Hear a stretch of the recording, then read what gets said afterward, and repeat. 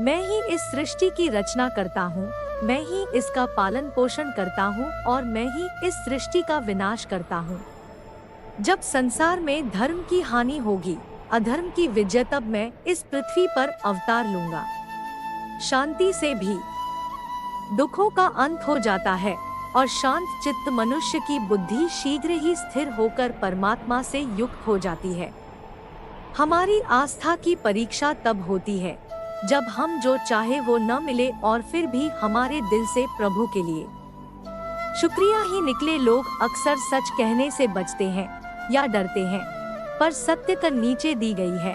इच्छा पूरी नहीं होती तो क्रोध बढ़ता है और इच्छा पूरी होती है तो लोभ बढ़ता है। इसलिए जीवन की हर स्थिति में धैर्य बनाए रखना। धर्म केवल रास्ता दिखाता है, लेकिन मंजिल तक तो कर्म ही पहुंचाता है। वह जो सभी इच्छाएं त्याग देता है, मैं और मेरा की लालसा तथा भावना से मुक्त हो जाता है, उसे शांति प्राप्त होती है। श्री कृष्ण ने कहा है, अगर तुम्हें किसी ने दुखी किया है तो बुरा मत मानना। लोग उसी पेड़ पर पत्थर मारते हैं जिस पेड़ पर ज्यादा मीठे फल होते हैं। स्वार्थ से रिश्ते बनाने की कितनी भी कोशिश करें, वो कभी नहीं बनते हैं, और प्रेम से बने रिश्तों को कितना भी तोड़ने की कोशिश करें, वो कभी नहीं टूटते। अगर व्यक्ति शिक्षा से पहले संस्कार, व्यापार से पहले व्यवहार और भगवान से पहले माता पिता को पहचान ले तो जिंदगी में कभी कोई कठिनाई नहीं आएगी। जिस मनुष्य ने जवानी में बहुत पाप किए हैं, उसे बुढ़ापे में नींद नहीं आती। श्री कृष्ण कहते हैं कि मनुष्य को अपने मन को बार बार समझाना चाहिए कि ईश्वर के सिवा उसका कोई नहीं है। परिवर्तन इस संसार का नियम है। कल जो किसी और का था, आज वो तुम्हारा है, एवं कल वो किसी और का होगा। विषयों का चिंतन करने से विषयों की आसक्ति होती है, आसक्ति से इच्छा उत्पन्न होती है और इच्छा से क्रोध होता है, क्रोध से सम्मोहन और अविवेक उत्पन्न होता है। जो कुछ हुआ अच्छे के लिए हुआ, जो हो रहा है अच्छे के लिए हो रहा है, जो होगा वह भी अच्छे के लिए ही होगा। मेरे लिए न कोई घृणित है और न ही कोई प्रिय, न कोई निर्धन है और न ही कोई धनी। बस जो भक्ति भाव के साथ मुझे याद करते हैं, मैं उनका हूँ और वो मेरे। आप वही हैं जिसमें आप विश्वास करते हैं। आप वह बन जाते हैं जो आप मानते हैं कि आप बन सकते हैं। अगर तुम अपना कल्याण करना चाहते हो तो सभी तरह के उपदेशों, सभी धर्मों को छोड़कर मेरी शरण में आ जाओ, मैं तुम्हें मुक्ति प्रदान करूंगा। जिस इंसान के चारों तरफ नकारात्मक लोग रहते हैं, उस इंसान का मंजिल से भटक जाना तय है। जिंदगी में सब कुछ खत्म होना जैसा कुछ भी नहीं होता। हमेशा एक नई शुरुआत हमारा इंतजार कर रही होती है।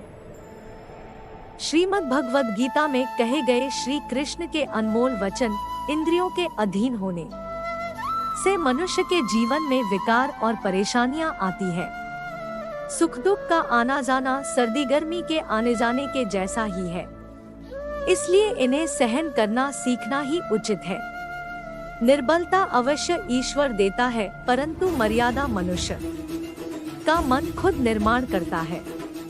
जीवन में वाणी को संयम में रखना अनिवार्य है, क्योंकि वाणी से दिए हुए घाव कभी भरे नहीं जा सकते। मनुष्य उसके लिए शोक करता है जो शोक करने के योग्य नहीं है, और फिर भी ज्ञान की बातें करते हो। बुद्धिमान व्यक्ति ना जीवित और ना ही मृत व्यक्ति के लिए शोक करते हैं। मैं हमेशा तुम्हारे साथ और तुम्हारे आसपास रहता है, चाहे तुम कुछ भी कर रहे हो। जो हुआ अच्छा हुआ, जो होगा अच्छा होगा। स्वयं को मुझ पर छोड़ दो, अपने कर्म पर ध्यान दो। कर्म ऐसा जो स्वार्थरहित पाप रहित हो। जीवन में समय चाहे जैसा भी हो, परिवार के साथ रहो। सुख हो तो बढ़ जाता है और दुख हो तो बढ़ जाता है। मोहग्रस्त होकर अपने कर्तव्य पथ से हट जाना मूर्खता है। क्योंकि इससे ना तो तुम्हें स्वर्ग की प्राप्ति होगी और ना ही तुम्हारी कीर्ति बढ़ेगी। श्री कृष्ण कहते हैं कि सत्संग ईश्वर की कृपा से मिलता है, परंतु कुसंगति में पड़ना मनुष्य के अपने ही हाथों में होता है। यहाँ महाभारत के युद्ध में अर्जुन को दिए गए 10 अनमोल उपदेशों के बारे में बताया जा रहा है। कर्म का फल व्यक्ति को उसी तरह ढूंढ लेता है जैसे कोई बछड़ा सैकड़ों गायों के बीच अपनी माँ को ढूंढ लेता है। इस संसार में कुछ भी स्थायी नहीं है। मैं सभी जीवों में विद्यमान हूँ, मैं चींटी में भी विद्यमान हूँ और हाथी में भी विद्यमान हूँ। मेरे भी कई जन्म हो चुके हैं, तुम्हारे भी कई जन्म हो चुके हैं। ना तो मेरा अंतिम जन्म है और ना यह तुम्हारा अंतिम जन्म है।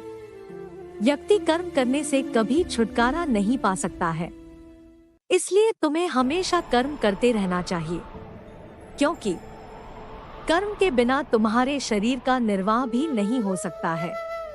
परिवर्तन ही संसार में स्थायी है, इसलिए परिवर्तन से नहीं भयभीत नहीं होना चाहिए। जो लोग दूसरों की सहायता करते हैं, ईश्वर उनकी सहायता करते हैं। जब यह संसार ही स्थायी नहीं है, तो इस संसार की कोई वस्तु कैसे स्थायी हो सकती है। आत्मा शरीर को वैसे ही छोड़ देती है जैसे मनुष्य पुराने कपड़ों को उतारकर नए कपड़े धारण कर लेता है। मन शरीर का हिस्सा है। सुख दुख का एहसास करना आत्मा का नहीं शरीर का काम है। मान अपमान लाभ हानि गम और खुशी सब मन का खेल है। आशा है आपको पर आधारित यह वीडियो पसंद आया होगा। यह वीडियो अपने दोस्तों और परिवार के साथ जरूर शेयर करें। ऐसे ही अन्य रोचक, ज्ञानवर्धक और आकर्षक वीडियो देखने के लिए चैनल को सब्सक्राइब करें।